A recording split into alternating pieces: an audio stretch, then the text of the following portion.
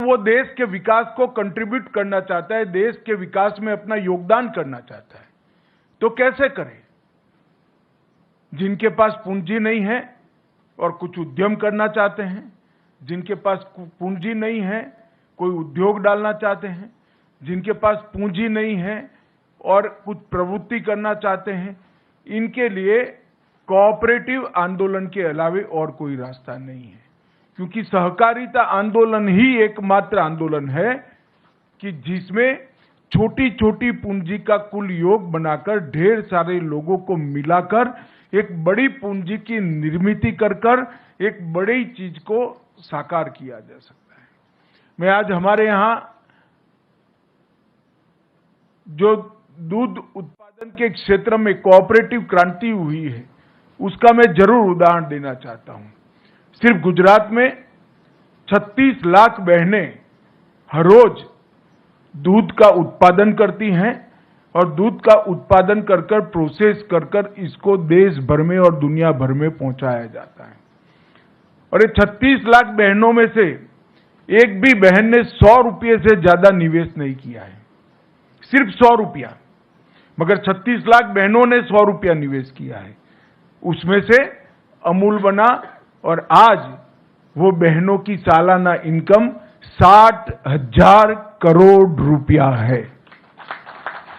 कोई कल्पना नहीं कर सकता कि 100 रुपये के निवेश से और 100 रुपये वाली 36 लाख महिलाओं, जिसमें से ज्यादातर एसएससी पास भी नहीं है, वो इकट्ठा होती हैं, कोऑपरेटिव सोसाइटीज बनाती है, फिर जिला कोऑपरेटिव यूनियन बनते हैं, फिर फेडरेशन बनता है और अंत इसका ये आता है कि देश भर में दूध की कमी को वो महिलाएं समाप्त करती हैं और इसके साथ साथ 60,000 रुपये का इनकम सालाना वो करते हैं। अब इससे बड़ा कोई उदाहरण नहीं होता। और इसके आधार पर देश भर में कई सारे कोऑपरेटिव डेयरी के मॉडल बने हैं। अलग अलग राज्यों में, कर्नाटक में बना, मध्य प्रदेश में बना, मुंबई महाराष्ट्र में बना, पटना में बना, बिहार में बना और सफल मॉडल हुए। और इस सब का योग मिला लें तो 2.5 करोड़ बहनें आज पशुपालन कर देश की दूध की कमी को समाप्त भी कर रही हैं और जीडीपी में कंट्रीब्यूट भी कर रही हैं। ये तो उदाहरण हुआ एक सफल कोऑपरेटिव का, मगर कई बार घपले घोटाले के आरोप भी होते हैं और जो छोटे छोटे लोग इसमें निवेश करते हैं उनकी पूंजी जाया जाती है। सालों सालों तक, सहारा का ही उदाहरण ले दी, कितने सालों तक सुप्रीम कोर्ट में केस चला, सभी एजेंसियों ने इनकी प्रॉपर्टी सीज कर दी, अकाउंट सीज कर दे, एक सीजर हो तो उसका रास्ता निकाले, 7-8 एजेंसियों ने सीजर कर दिए। अब ऐसा जब होता है तो कोऑपरेटिव आंदोलन की विश्वसनीयता, क्रेडिट सोसाइटियों की विश्वसनीयता समाप्त होती है। इसलिए मोदी जी ने जो मंत्रालय बनाया उसके बाद हमने इनिशिएटिव लिया, सभी स्टेक होल्डरों को बिठाया।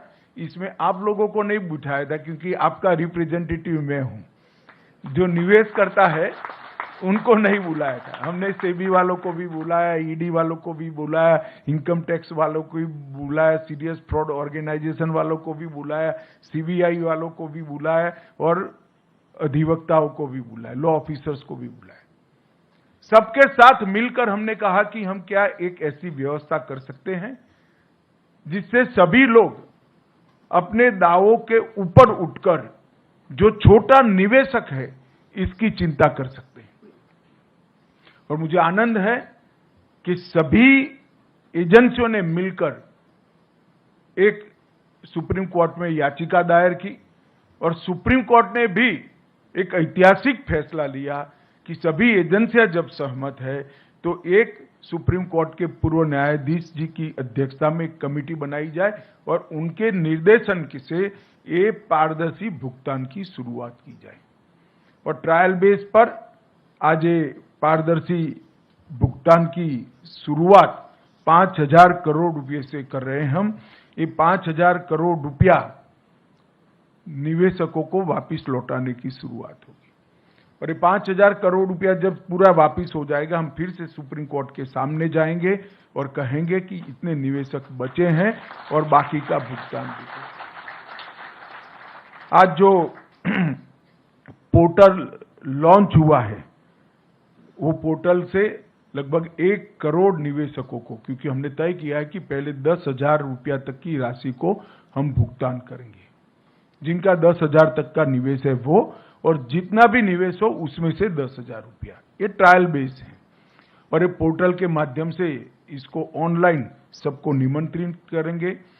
पूरे डेटा को ऑनलाइन कर दिया गया है चारों सोसाइटियों के, और सीरीज ऑफ मीटिंग कोऑपरेटिव मंत्रालय के, सहकारिता मंत्रालय के अधिकारियों ने की है। हमारे जो स्टॉक होल्डिंग के साथी बैठे हैं, उन्होंने भी बहुत बड़ा इनिशिएटिव दिया है। मैंने उनको चाय पर बुलाया था, मैंने बोला इसमें कमाई आपको चौनी भी नहीं होने वाली है, मगर ये सेवा का काम है, आप तत्परता से करिए। मैं स्टॉक होल्डिंग का भी धन्यवाद करना चाहूंगा कि इन्होंने बड़े मन से इसमें हमारा सहयोग किया है। और रेड्डी साहब ने भी 3 से 4 बार मीटिंग कर इसको गति दी है। मेरा मीटिंग करना तो स्वाभाविक है, मगर सुप्रीम कोर्ट के निवृत्त न्यायमूर्ति जब आपकी परेशानी को समझकर इसके लिए परिश्रम करे, वो हमारे लिए बहुत सकारात्मक संदेश है। मित्रों, लगभग 1 करोड़ 7 लाख निवेशकों को ये पोर्टल के अंदर पंजीकरण करने का अधिकार है, जिनकी पूरी राशि लौटाई जाएगी। और कुल मिलाकर 4 करोड़ निवेशक हैं जिनको 10,000 रुपये तक की राशि प्रथम दृष्टि से उनको वापस दी जाएगी। और ये मैंने कहा, ये शुरुआत है। अगर ये सफलता से होता है, और सफलता से होगा उसका मुझे पूरा विश्वास है, क्योंकि पूरी प्रणाली को मैं समझा हूं। इसमें कहीं पर भी कोई गड़बड़ की गुंजाइश नहीं छोड़ गई है, और कहीं पर भी जो जेन्युइन इन्वेस्टर है इसको अन्याय होने की गुंजाइश भी नहीं छोड़ गई। जिन्होंने निवेश नहीं किया है इसको किसी भी तरह से यहां से रिफंड नहीं मिल सकता, और निवेश जिन्होंने किया है इसको कोई रोक नहीं सकता। मगर बहुत सारे निवेशक ऐसे होंगे जो ऑनलाइन पोर्टल पे शायद ना आ सके, मगर ये बहुत जरूरी है, क्योंकि इतने सारे दावों का फिजिकली भुगतान संभव नहीं है। मैं आप सबसे निवेदन करना चाहूंगा कि सरकार ने सीएससी की व्यवस्था की है। सीएससी के माध्यम से आप आपका ऑनलाइन पंजीकरण करा सकते हैं, वो आपको पूर्णतया गाइड करेंगे। हम प्रयास करेंगे कि देश के सारे सीएससी को ऑनलाइन ये पूरी व्यवस्था भेज दी जाए, वो इसका स्टडी कर आपकी सहायता करेंगे। ढेर सारे लोग ऐसे होंगे जिनके मोबाइल आधार में जो रजिस्टर होंगे वो आपने बदल दिए होंगे, तो इसका भी रजिस्ट्रेशन कराना पड़ेगा। और आपके बैंक अकाउंट का रजिस्ट्रेशन तो करीब करीब सबका हो चुका है। इसमें 2 ही प्रमुख शर्तें हैं। एक, आधार का रजिस्ट्रेशन आपके मोबाइल के साथ होना, और आधार का रजिस्ट्रेशन आपके बैंक अकाउंट के साथ होना। ये 2 जुड़ाव है, तो सिर्फ आपको रिसीट का वर्णन ऑनलाइन भेज देना है, और एक फॉर्म डाउनलोड कर सिग्नेचर कर फिर से वापस ऑनलाइन भेज देना है। आपके पास, मैं आपको विश्वास दिलाता हूं कि 45 दिन के अंदर पैसा आपके बैंक अकाउंट में जमा हो जाएगा। इसमें आप जरा भी चिंता मत करें। मित्रों, एक बहुत बड़ी शुरुआत है। देश में ढेर सारी क्रेडिट सोसाइटियों में घपले घोटाले हुए। पहली बार मोदी जी के नेतृत्व में इतने बड़े घोटालों में पारदर्शिता के साथ आज निवेशकों को पैसा देना शुरू हो रहा है। ये बहुत बड़ी उपलब्धि है, जिसका मुझे कम से कम बहुत संतोष है और आनंद है कि आज करोड़ों लोगों को अपनी गाढ़ी कमाई के पैसे, गाढ़े पसीने की कमाई के पैसे वापस मिलने की शुरुआत होगी।